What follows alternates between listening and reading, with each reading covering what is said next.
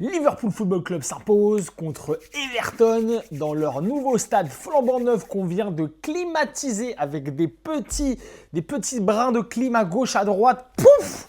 Il faisait beau hier au Hill Dickinson Stadium. Il faisait beau, mais pouf! À la 100e minute, là d'un coup, la température, bam! Descend. Bah alors Everton, hein? On leur a pété dessus, on les a mangés à la toute fin, ça fait plaisir, c'est une belle victoire, il y a beaucoup de choses à dire. En deuxième partie, restez bien jusqu'à la deuxième partie, petite analyse, des petits débriefs, du choc des chocs, du choc des chocs, de Arsenal qui trébuche. J'ai passé un très bon dimanche. Excusez-moi un peu pour le retard, si certains de vous attendaient le débrief un peu plus tôt. Hier, ce week-end, j'étais en déplacement. On va rattraper tout ça, Donc d'abord, pour commencer, le match Everton-Liverpool. Un derby. Un derby, ça se joue pas, ça se gagne. C'est comme une finale. On s'en fout de la forme, on s'en fout de plein de choses. On l'a gagné. Voilà. Ça, déjà, c'est une première chose. On a beau mettre tous les maux de la planète et tous les torts de la planète sur cette équipe de Liverpool cette saison. Et moi, je les partage. Pour moi, même la prestation aujourd'hui est moyenne. Mais là, il faut retenir un truc. Il fallait 3 points. Il fallait gagner ce derby. Il y avait un honneur à sauver. Il y avait une qualif en Ligue des Champions à jouer. Et c'est assuré. Et ça, bravo messieurs. Bravo messieurs, bravo à qui? Bravo aux 2 dinosaures, aux 2 paléontologues, aux 2 mecs qui ont vu l'extinction des dinosaures, la fonte des glaces, la planète qui explose. Ils ont tout vu. Ils étaient là au Big Bang quand la planète elle a explosé, que ça s'est créé. Les mecs, ils ont 50 ans, ils sont encore sur le terrain. Mohamed Salah et Virgil van Dijk. But de chaque joueur. Comme quoi, je trouve que c'est... Il y a un côté un peu poétique. Pour Salah, c'est sûr, c'est son dernier derby. Dans le nouveau stade d'Everton, il marque. Et Van Dijk, c'est peut-être pas son dernier derby, mais on va en reparler un tout petit peu plus tard dans la vidéo, mais je pense quand même que Van Dijk a un déclin. Pouah, je l'ai trouvé lourd, un peu attentiste, il court pas, il regarde, il avance pas. Je trouve, même sur une course avec Beto, à un moment, je trouve que il m'inspire pas confiance. Je suis pas sûr que Beto va pas le passer. Il y a 2 saisons, il y a Van Dijk, Beto qui part en profondeur. Je me dis combien de temps va tenir Beto avant de faire demi-tour. Soit il fait demi-tour, soit il se fait dézinguer. Aujourd'hui, j'ai plus du tout cette certitude-là quand il y a quelqu'un qui part en contre-attaque face à Van Dijk. Et c'est triste, et c'est malheureux, et c'est le déclin. Bon, c'est le football, c'est normal, le temps passe, mais ça fait un peu de peine quand même. On va y revenir. Petit scénario du match. Grosse intensité de début de match. Un derby, ça se saute dessus, ça se tacle dessus, ça se tire les maillots, ça se bouscule. On l'a senti au début du match. Et c'est agréable à regarder. Il y a de l'intensité des deux côtés. Bon, on sait que Liverpool a un calendrier qui est très chargé, un effectif très réduit, très restreint. Ils l'ont dit à la télé, avec Everton, c'est les 2 seules équipes qui font le moins tourner en Première Ligue, qui ont l'effectif le plus restreint. On joue à 17-18 joueurs. On joue 4 compétitions et on joue à 17 joueurs. Non mais vous vous rendez compte de la folie? Et dans les 17, il y a 2 goals. Parce que Mamardashvili joue, parce qu'Alisson se blesse. Et Mamardashvili se reblesse. Donc on va monter à 18 joueurs, mais parce qu'il y a 3 gardiens dans les 18 joueurs. Mais c'est pas normal. Et Everton, c'est pareil. Ils ont un effectif assez réduit. Donc bon, intensité de début de match, malgré la fatigue accumulée par cette équipe de Liverpool cette saison. Et puis ça joue vite, ça joue bien. Bon, ça joue pas très bien. Oh, le déchet technique. Oh, on va parler après du Arsenal City. C'est pas le même sport, hein. Oh, ça fait un peu peur quand même quand tu vois le nombre d'erreurs, de déchets techniques, de mauvaises passes, de mauvaises... Les buts viennent d'erreurs dans ce match. Everton-Liverpool, le premier but de Liverpool qui arrive 1 minute 30 après un super but d'Everton qui lui ne venait pas d'une erreur. Ça, c'était un beau but. Un but d'Iliman Ndiaye. Ndiaye, il est trop fort. Vraiment, il n'a rien à faire dans cette équipe. Gamin, prends ton envol, va ailleurs. Tu mérites mieux que ça. Il est exceptionnel. Il a les épaules pour jouer à Liverpool, il vient au club fiston, il a les épaules pour aller, mais je ne sais pas dans quel club, mais vraiment Iliman Ndiaye, super joueur, super but. Il y a un hors-jeu, je vous essaierai de trouver une image à ce moment-là, il y a un hors-jeu de que dalle, mais il y a hors-jeu quand même. Voilà, juste après ça, but annulé. Ensuite, dans un momentum, un peu le cours du jeu, Mohamed Salah. Voilà, juste Mohamed Salah. Une erreur de relance. Il s'apprêtait à partir en contre-attaque Everton. La défense est totalement déséquilibrée. Interception. Et là, quelque chose que je ne vais pas dire souvent, Gakpo fait quelque chose de super. Voilà. Je l'ai dit, enregistrez-le, clippez-le, gardez-le pour plus tard parce que ça ne va pas sortir souvent. La passe de Gakpo pour Salah. Déjà, il faut la voir. Moi, je ne l'avais pas forcément vu tout de suite à la télé et on a un plan plus large que sur le terrain. Donc, vraiment, il faut la voir. Et deuxièmement, elle est parfaitement dosée. Elle est appuyée dans la bonne zone. Ça, il arrive, boum. Il a juste à finir. Il a à faire du Salah. Il a à faire ce qu'il fait depuis 9 ans à Liverpool. Il l'a fait. Donc, le cours du jeu, petite tape derrière la tête. Franchement, je pensais qu'ils allaient avoir un peu plus de mal à se relever. Et ça s'est senti tout de suite, en fait. Le but annulé et but sur une erreur, un but juste derrière, bah, ça fait trop mal mentalement, ça fait trop mal. Et bah, c'est arrivé vers la 30e minute de jeu. Et bah, toute la fin de première période, il ne s'est rien passé. Everton ne courait plus de pressing, plus d'intensité. Liverpool essayait de faire des situations dangereuses. Manque de qualité technique, trop d'erreurs. Il ne s'est pas passé grand-chose. Et puis à la retour des vestiaires, Liverpool qui fait du Liverpool. Aucune concentration. On laisse le jeu, on laisse faire. Et puis on attend, on regarde. On n'est pas très impactant sur les duels, on ne joue pas beaucoup de choses en profondeur. Ouah, c'est pas ouf. Et à un moment donné, une balle en profondeur pour Everton. Et défensivement, voilà, la défense de Liverpool 2026. C'est nul, c'est mauvais, c'est pas impactant, c'est en retard. Van Dijk est en retard, sert à rien. Konaté ne sert à rien sur l'action. Robertson est en retard contre Beto. Ok, Beto il est costaud, c'est pas le plus rapide. Robertson, tu peux le courir, non? Non, tout le monde est fautif dans cette action. Sans parler de Curtis Jones qui ne sert à rien. Curtis Jones, arrière droit, c'est cataclysmique. Curtis Jones, arrière droit, ça fait mal au moral. On se branche un dimanche après-midi, il fait beau, tu te mets devant, tu le vois jouer 90 minutes, t'as mal au crâne. Hein. Il te faut 1, 2, 3, 4 Doliprane. Hein. Prochain match, il joue arrière droit contre Crystal Palace, je commence le match avec une boîte de Doliprane sur la table. Hein. C'est catastrophique, c'est horrible à regarder. Le mec ne sait pas se placer, le mec ne sait pas dégager intelligemment quand il est pressé, le mec ne sait pas jouer de relais, le mec offensivement ne redescend pas au bon moment, il est à contre-temps. Le mec ne sait pas lire, le mec se fait dribbler, il est nul, il sert à rien. On pourrait mettre n'importe quel joueur, Gravenberch serait meilleur, McAllister serait meilleur, Szoboszlai serait meilleur, ils seraient tous meilleurs que lui arrière droit. Alors ok, on a un manque d'effectifs arrière droit, Connor Bradley, les croisés, Frimpong un peu fatigué, manque de rythme, beaucoup joué, d'accord. Mais quand même, trouvez-moi une solution, mais même Gomez, je crois que je préfère. C'est vraiment, c'est peste ou choléra, arrière droit, c'est compliqué, hein. Ah non, le match de Curtis Jones, c'est vraiment le point noir que je retiens de la part de Liverpool sur ce match. C'est super mauvais, quoi. Hyper mauvais. Tout passé de son côté. Tout. C'était horrible. Donc voilà, donc on se prend un but à la 54e, l'égalisation du score qui n'est pas forcément logique, mais en même temps, Liverpool fait rien. Et après, il ne se passe pas grand-chose. On a quelques occasions, mais c'est un peu du flottement. Mamardashvili se blesse sur le but, je crois d'ailleurs. Donc on joue avec Woodman, moi je ne l'ai jamais vu, je ne connaissais même pas son nom. J'espère qu'il ne va pas devoir jouer trop longtemps parce qu'il m'a quand même pas trop rassuré. Défensivement, c'était quand même un peu shaky, c'était pas hyper rassurant.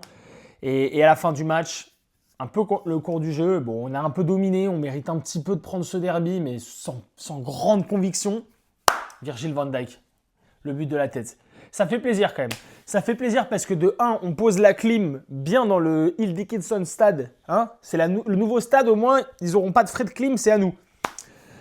C'est pour nous, les à la clim là. Van Dijk qui met ce but. Donc Van Dijk qui a quand même plus marqué, je crois, que Florian Wirtz cette saison. C'est une statistique qui est catastrophiquement alarmante. Mais bon, que voulez-vous ? Ça fait plaisir parce que c'est une légende. Ça fait plaisir parce que c'est un derby. Et ça fait plaisir pour le classement, messieurs. Le classement. On a 7 points d'avance sur Chelsea. Il reste 5 matchs. Donc il y a 15 points jouables. Sachant qu'il me semble qu'on ne joue pas Chelsea. On joue United et Aston Villa qui sont devant nous.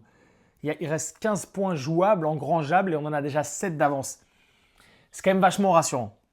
Ça me paraît bon pour la Ligue des Champions l'année prochaine. J'espère que le mercato, j'espère que le travail cet été va être de bonne qualité, pas comme l'année dernière. Tu ne peux pas faire 220 dépenses positives pour m'aligner Curtis Jones côté droit. Tu ne peux pas faire 220 défenses positives et n'avoir que Van Dijk, Konaté dans le centre. Tu ne peux pas faire ça. Tu ne peux pas jouer, tu ne peux pas reposer ton attaque sur une saison sur Rio Ngomua. Tu ne peux pas ne pas pouvoir faire tourner au milieu de terrain parce que McAllister est nul, parce que Gravenberch, ça fait un match super compliqué. Le taux de réussite de passe de Gravenberch, je ne vais pas le regarder parce qu'on n'a pas une demi-heure et on ne va pas tout décortiquer en détail, mais il n'est pas bon. Ok, dès que je dis qu'un joueur n'est pas bon, je me fais attaquer dans les commentaires. Ok. Il a un super niveau, il a fait une super saison la saison dernière, je ne lui tombe pas dessus dès qu'il fait un mauvais match. Là-dessus, il est mauvais. Là-dessus, il n'est pas bon. Bref, on est 5e. Ça sent bon pour la qualif LDC. J'espère qu'on va tenir la barque. J'espère qu'on va continuer. J'espère un recrutement intéressant, intelligent et une construction d'effectifs, même plus au-delà du recrutement. Mais quand vous voyez Isaac, je ne sais même pas, c'est début de saison prochaine, donc je parle de fin de mois d'août. Je ne sais même pas s'il aura le niveau pour être titu 9 Liverpool. Il est horrible, mais c'est pas le joueur, enfin si, mais c'est pas les qualités footballistiques du joueur que je remets en cause, c'est son niveau physique. Mais putain, on dirait moi sur le terrain. Le mec ne peut pas faire 2 pressings d'affilée, le mec ne gagne personne à la course, le mec ne gagne personne à l'épaule, le mec ne peut rien faire sur le terrain, mais il se fait enfantiser. C'est choquant. Je suis désolé, le niveau d'Isaac physique, ce qu'il est capable d'afficher en ce moment, ça me terrifie. Et on a posé 150 briques dessus. Oh! Bref. J'espère que les matchs de fin de saison vont lui donner du rythme pour la saison prochaine. J'en suis à espérer ça quand même. On est 33e journée et je suis en train de vous dire Alexander Isak, le top prospect, le meilleur neuf du monde la saison dernière qu'on est allé chercher à 150 briques. J'espère que les matchs de fin de saison vont lui servir à être en forme pour l'année prochaine. C'est catastrophique comme gestion quand même, qu'on soit d'accord. Et je pense pas que Slot il soit pour rien. Donc ok 2-1, mais Slot dégage quand même. Slot bouge quand même. Je veux toujours Alonso, bouge. Bref, on va passer au match suivant. Manchester City s'impose sur sa pelouse à l'Etihad Stadium face à Arsenal Football Club. Les chokers sont de sortie. Merci Arsenal pour cette fin de saison qui est relancée. C'était un match de fou. Franchement, c'était un match de fou. Je ne sais même pas quoi dire. Le premier truc qui me vient en tête quand je pense à 2 choses. Je pense à Haaland. J'aime trop ce joueur. Je suis pour Liverpool. Petite rivalité City-Liverpool, même ça a toujours été en bonne et due forme. Haaland, quel joueur. Déjà, il est exceptionnel. Déjà, c'est une machine. Déjà, c'est le meilleur neuf du monde depuis peut-être 3-4 ans où il est top 3 sans aucun débat. Le mec, il a une régularité folle. Ok, il disparaît un peu pendant les finales, mais quel joueur. Il est trop drôle. Ce mec est trop drôle. J'ai envie d'être pote avec Erling Haaland. Erling, si tu vois la vidéo, ajoute-moi sur Instagram, s'il te plaît. Mec, il se prend un coup de boule de Saliba, William Saliba. Pas du tout. Il se prend un coup de boule de Gabriel, pardon, excusez-moi. Le mec le plus détestable de l'APL, le central que personne ne peut se taper en cadre, personne ne peut l'encadrer à part un supporter d'Arsenal. Il se mange un coup de boule de Gabriel, c'est un plateau d'argent pour le faire expulser. Il reste debout. Le mec reste debout. Il se prend un coup de boule du pire de la première ligue. Le central le plus vicieux, il reste debout. C'est un malade. Et derrière, en interview, il dit quoi? Mon père m'a pas appris à tomber. C'est un ouf ce mec. J'aime trop ce mec parce que il lui met un but 2 minutes après à l'épaule. À la fin, il les vanne, il les chambre. J'aime trop ce gars. Ça a l'air d'être un trop bon type. C'est respect absolu. Haaland qui me vient en tête. Deuxième chose qui me vient en tête. Ryan Cherki. C'est quoi ce but?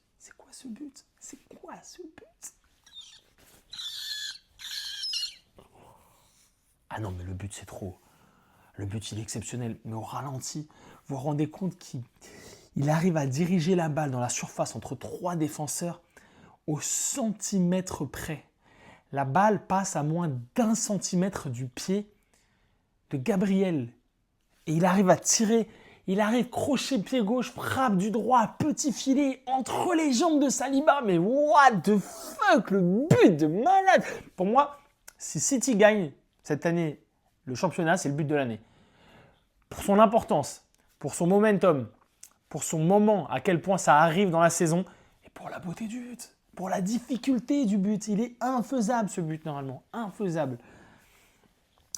Bref, gros match, grosse intensité en début de match, c'était sympa, il y a eu des temps forts, des temps faibles. Moi, je suis très content que City revienne, je suis ravi pour la fin de saison.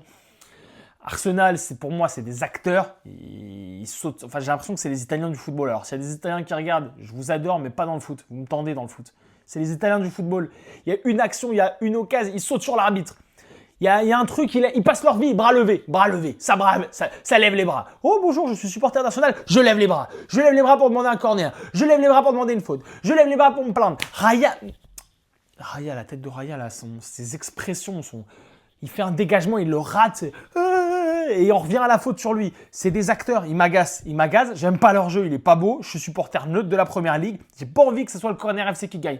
Alors ok, les supporters d'Arsenal vont me dire Ce qu'en pense un supporter de Liverpool, on s'en fout, on est le corner FC peut-être, mais on gagne. Ok, super, well, fair enough. Bah, du coup, je suis pour City. Je suis pour City. City qui vous met une pression. Arsenal, les rois de choker. On aime bien voir Arsenal choquer. On aime bien les voir. C'est tout, c'est comme ça. Tous les ans, c'est la même chose, c'est la même histoire. Ça fait plaisir. Je sais pas, il y a un truc qui se passe, ça nous fait rire. Ils sont pas capables de gagner un titre. On va bien voir. But de Ryan Cherki exceptionnel. Derrière, l'erreur de Donnarumma. Oh là là. Putain, je sais pas comment il fait pour rester dans le match. Hein. À un niveau amateur, quand je fais une erreur qui est 2 fois moins grande un mardi soir en championnat, en ligue, moi je fais une erreur 2 fois moins grande, je suis bouleversé pendant 5 minutes. Hein. Lui, je sais pas comment il fait pour rester dans le match. Hein. Ils arrivent à rester dans le match. Il y a quelques joueurs qui font un très bon match de la part de City. J'ai beaucoup aimé le match de Gueye, j'ai beaucoup aimé le match de Kusanov. J'ai trouvé extraordinaire le match de Bernardo Silva. Je peux pas le voir ce mec, mais putain, mais quel match encore. Oh, quelle longévité, quel joueur. Le retour sur Kai Havertz quand il part en 1v1 là. Oh. Et puis après le but d'Haaland à la 65e. Le but d'Haaland, un duel, le duel, je vous mettrai une image. Un duel avec Saliba, mais putain, on dirait des guerriers, ils vont s'arracher leur tête, quoi. C'était vraiment fascinant. Donc voilà, City qui revient à 2-1. Je pense quand même que globalement, City a fait un meilleur match, plus poussé tactiquement. Arsenal s'est éteint au cours de la rencontre. Il y a eu une occasion d'égaliser à la toute fin. Le coup du sort, double poteau pour Arsenal. Le coup du sort. Après, City fait un poteau à la 2e minute de jeu. Ça peut faire un match encore différent. On va pas s'apitoyer. J'ai pas vu de grosses erreurs d'arbitrage. Moi, je trouve que Gabriel doit prendre rouge. Parce que même si Haaland ne tombe pas, pour moi, c'est rouge. Tu peux pas faire un coup de tête comme ça. Non, mais n'importe quoi. Sous prétexte qu'Haaland ne tombe pas. C'est ça le problème d'arbitrage au football. C'est pas normal que la sanction dépende du comportement d'Haaland, je trouve. Mais bon, on va pas y revenir. City, ça monte en puissance. Ça a réussi à proposer beaucoup de choses, des bons appels. Le seul qui passe à côté de son match, mais totalement à côté de son match, c'est Antoine Semenyo. Contrôle raté, frappe ratée, passe ratée, mauvais choix. J'ai vraiment pas aimé le match de Semenyo, mais c'est là où quand même, malgré un Semenyo qui était en dessous, bon, tout le monde était au niveau sinon, hein, mais malgré un Semenyo qui était en dessous, il s'impose. La fin de championnat va être géniale. Je pense que mentalement, Arsenal, ils sont touchés. Pour en finir sur les joueurs, Doku. Moi, Doku me terrifie. Hein. Alors, ok, il a pas tergiversé tout le match. À un moment donné, il s'est calmé. Mais les premières minutes face à Mosquera, c'est un film de boule. C'est un film de cul. Il y avait 3 actrices, Mosquera et Doku face à lui. Il a terminé. Il l'a pris dans tous les sens. Il l'a retourné, il l'a posé. Il défend sur 2 coups, il défend à 2, il défend à 3. Le mec arrive à passer, il fait des contrôles, petits ponts retournés, des contrôles orientés qui sont d'une beauté. Bon, tellement beau que ça m'en dégoûte, quoi. J'ai peur que ce soit mon club. Je me souviens que quand c'était mon club, on s'est pris 3-0 face à City, donc on va rester très tranquille. Mais Doku, c'est quelqu'un. Hein. Il n'y a pas beaucoup de joueurs au monde, même trempe que Yamal, que Olysée, les mecs, tu peux pas les défendre en 1 contre 1. Je ne sais pas si on se rend compte du niveau, quoi. Le mec, tu ne peux pas le défendre en 1 contre 1. Il va te passer. Il faut être 2. Il faut être 2 et même à 2, il arrive à passer parfois. Bref, Doku, c'est fascinant. J'adore ce joueur. Ce qu'on a fait Guardiola, ce qu'il était déjà à Rennes. Il y a vraiment des belles choses. Aujourd'hui, le classement, après ce match, ce choc, City est plus qu'à 3 points de retard, sauf qu'ils ont un match en moins. Et pour faire très simple, ils sont à égalité à la différence de but à l'heure actuelle. Parce que s'ils doivent gagner leur match contre Burnley, admettons qu'ils gagnent 1-0, ils seront à égalité. Ils jouent mardi soir ou mercredi soir contre Burnley. Je pense qu'ils vont rouler tranquillement sur Burnley. Burnley, c'est la pire équipe du championnat cette année avec Wolves. Mais les Wolves sont dans une meilleure forme. Donc Burnley sont vraiment dans une mauvaise forme. J'ai hâte de la fin de saison. Ça me ferait beaucoup rire qu'Arsenal continue de te choquer. Nous, on va se concentrer sur la suite. Prochain match, Crystal Palace, c'est vraiment pas nos potes. Crystal Palace, Liverpool, c'est pas nos potes. Donc j'espère qu'on va se gérer. J'espère qu'on va réussir à arriver les épaules face au jeu. Les joueurs qui ont en tête la fin de saison pour préparer la prochaine, se développer. Slop va faire un peu du mieux. J'espère tout ça. J'ai hâte de voir la suite. Il y a les demi-finales d'LDC qui arrivent. Petit aparté, Vitinha est blessé. J'espère que c'est rien de grave parce qu'on veut les 2 équipes, Bayern et PSG, à 100% pour une finale. Demi-finale, voilà, lapsus révélateur, une demi-finale d'anthologie. Donc sur ce, merci à tous d'avoir regardé la vidéo. N'hésitez pas à vous abonner, à liker, à partager, à vos amis, tout ça. Il y a la Coupe du Monde qui arrive, il y a la finale de la LDC qui arrive, les phases finales, etc. On va se la régaler. Il y a la fin de saison de PL, je vais faire plein de vidéos. On va s'amuser ensemble. Je vous fais plein de bisous et à très vite. Ciao.